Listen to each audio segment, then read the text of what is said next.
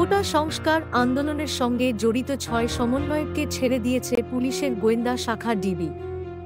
আজ বৃহস্পতিবার বেলা ১:৩০টার পর ৬ সমন্বয়কের স্বজনদের উপস্থিতিতে তাঁদের ছেড়ে দেয় ডিবি এবং নিজেদের গাড়িতে করে তাঁদের বাসায় পৌঁছে দেয়।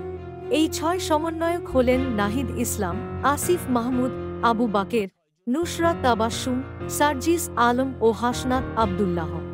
গত ২-৬ জুলাই বিকেলে ধানমন্ডির গণস্বাস্থ্য নগর হাসপাতাল থেকে তুলে আনা হয় বৈষম্যবিরোধী ছাত্র আন্দোলনের সমন্বয়ক নাহিদ ইসলাম, আসিফ মাহমুদ ও আবু বাকেরকে।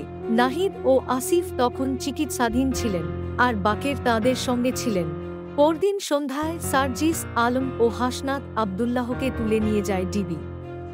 আর ২ দিন পর রোববার ভোরে মিরপুরের এক আত্মীয়ের বাসা থেকে তুলে নেওয়া হয় আন্দোলনের আরেক সমন্বয়ক নুসরাত তাবাসসুমকে। এরপর থেকেই তাঁরা মিন্টো রোডে ডিবি কার্যালয়ে আছেন। ডিবির দাবি, তাঁদের নিরাপত্তা হেফাজতে রাখা হয়েছে। নাহিদ ইসলামের বাবা বদরুল ইসলাম বলেন, আজ বৃহস্পতিবার ভোর ৬টায় সবার পরিবারকে ফোন দিয়ে ডিবি অফিসে আসতে বলা হয়। দুপুর ১:৩০টার দিকে ডিবি তাদের নিজস্ব পরিবহন ব্যবস্থায় বাসায় দিয়ে আসে। এছাড়া সমন্বয়কদের স্বজনেরা জানান, তারা যেন ডিবি কার্যালয়ের গেটে সাংবাদিকদের সঙ্গে কথা বলতে না পারেন, সেজন্যই নিজেদের গাড়িতে করে সবাইকে বাসায় পৌঁছে দেওয়া হয়।